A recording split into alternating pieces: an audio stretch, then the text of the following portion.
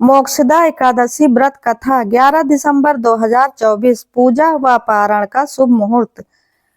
मोक्षदा एकादशी के दिन भगवान विष्णु के साथ माता लक्ष्मी की भी विधिवत पूजा करने के साथ साथ इस कथा का पाठ अवश्य करना चाहिए। इससे मोक्ष की प्राप्ति होती है। हिंदू पंचांग के अनुसार मार्गशीर्ष माह की एकादशी को मोक्षदा एकादशी का व्रत रखा जाता है। इस दिन भगवान विष्णु जी और माता लक्ष्मी की विधिवत पूजा करने के साथ साथ व्रत रखने से शुभ फलों की प्राप्ति होती है। नारद पुराण के अनुसार भगवान विष्णु को ये व्रत अति प्रिय है। इस दिन व्रत रखने और कथा सुनने व पढ़ने से मनुष्य को मोक्ष की प्राप्ति होती है। इसके साथ ही व्यक्ति को सभी तरह के पापों से मुक्ति मिल जाती है। इस दिन पूजा करने के साथ साथ इस व्रत की कथा का पाठ अवश्य करना चाहिए। हिंदू पंचांग के अनुसार 2024 में मार्गशीर्ष मास के शुक्ल पक्ष में मोक्षदा एकादशी तिथि का प्रारंभ 11 दिसंबर को देर रात 3:42 पे हो रही है और इस तिथि का समापन 12 दिसंबर को देर रात्रि 1:09 पर हो रहा है।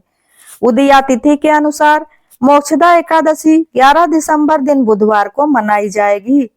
मोक्षदा एकादशी व्रत के पारण का शुभ मुहूर्त 12 दिसंबर दिन गुरुवार को सुबह 7:15 से 10:09 तक रहेगा। मोक्षदा एकादशी व्रत कथा। मोक्षदा एकादशी संपूर्ण व्रत कथा। इस कथा का पाठ करने मात्र से खुल जाते हैं मोक्ष के द्वार। पौराणिक कथा के अनुसार चंपानगर में एक प्रतापी राजा बैखानस रहते थे, जो सभी वेदों के ज्ञानी थे। उनके प्रताप और अच्छे स्वभाव के कारण उनकी जनता राजा से हमेशा प्रसन्न रहती थी। एक दिन राजा ने अपने सपने में देखा कि उनके पिता नरक में बहुत यातनाएं झेल रहे हैं। अगले दिन सुबह राजा ने अपने इस सपने के बारे में अपनी पत्नी को बताया और कहा कि मैं यहाँ सुख से हूँ और मेरे पिता को इतना कष्ट है। इस पर राजा की पत्नी ने उन्हें आश्रम में जाने की सलाह दी। राजा जब आश्रम पहुंचे तो वहां पर उन्होंने कई तपस्वियों को देखा। राजा ने ऋषियों से अपनी बात मौजूद पर्वत मुनि को बताई। राजा ने कहा कि पिता ने मुझसे कहा है कि हे पुत्र, मैं नरक में पड़ा हूँ, यहाँ से तुम मुझे मुक्त करो। जब से मैंने पिता के मुख से ये वचन सुने हैं तब से मैं बहुत बेचैन और चिंतित हूँ और मैं अपने आप को बहुत ही अशांत महसूस कर रहा हूँ। मुझे अब इस राज्य, धन, पुत्र, स्त्री, हाथी, घोड़े आदि किसी भी चीज में कोई भी सुख प्रतीत नहीं हो रहा है।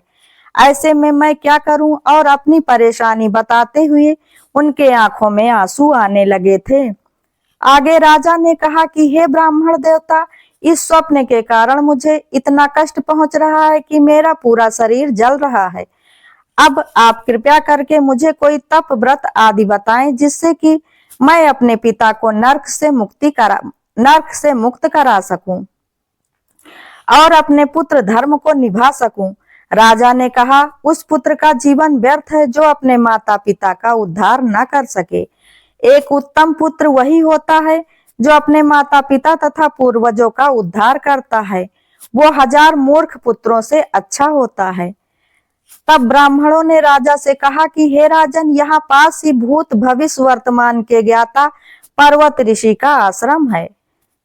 आप वहां पर आपकी समस्या का हल वे जरूर करेंगे। ऐसे में राजा पर्वत ऋषि के आश्रम पहुंचे। राजा ने आश्रम में देखा कि अनेक शांत चित योगी और मुनि तपस्या कर रहे थे। उसी जगह पर पर्वत मुनि भी बैठे थे। राजा ने मुनि को देखते ही उन्हें दंडवत प्रणाम किया। मुनि ने राजा से सांगोपांग करके कुशल पूछी। राजा ने कहा कि महाराज, आपकी कृपा से मेरे राज में सब कुशल है, लेकिन अकस्मात मेरे चित्त में अत्यंत अशांति होने लगी है। ऐसा सुनकर पर्वत मुनि ने अपनी आंखें बंद की और भूत विचारने लगे। इसके बाद पर्वत मुनि ने राजा से सारा सच जाना और राजा ने उनको अपने सपने के बारे में सच बताया। तब पर्वत मुनि ने कहा कि राजा, तुम एक पुण्य आत्मा हो जो अपने पिता के लिए इतने परेशान हो, लेकिन इसकी बिल्कुल भी आवश्यकता नहीं है, क्योंकि तुम्हारे पिता अपने कर्मों का फल भोग रहे हैं। तुम्हारे पिता ने तुम्हारी माता को बहुत यातनाएं दी थी, इसी के कारण उन्हें नर्क भोगना पड़ रहा है। राजा ने पर्वत मुनि से इस परेशानी का हल पूछा तो मुनि ने कहा कि तुम्हें मोक्षदा एकादशी का व्रत करना चाहिए और इस एकादशी व्रत का फल अपने पिता को समर्पित करना चाहिए। इससे उनके सभी कष्ट दूर हो जाएंगे और उन्हें मोक्ष की प्राप्ति भी हो जाएगी। राजा ने पर्वत मुनि के बताए अनुसार इस विधि का संपूर्ण पालन किया और उनके ऐसा करने से राजा के पिता अपने सभी बुरे कर्मों से मुक्त हो गए और स्वर्ग में चले गए। स्वर्ग में जाते हुए उन्होंने अपने पुत्र से कहा कि हे पुत्र, तुम्हारा कल्याण हो।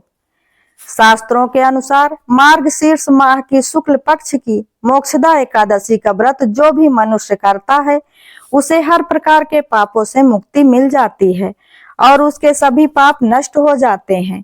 इसके साथ ही उसे मोक्ष की प्राप्ति भी हो जाती है। इस कथा को पढ़ने या सुनने से वाजपेयी यज्ञ का फल प्राप्त होता है। मोक्षदा एकादशी का व्रत मोक्ष को प्रदान करने वाली तथा चिंतामणि के समान मनुष्य की सभी कामनाओं को पूर्ण करने वाला होता है।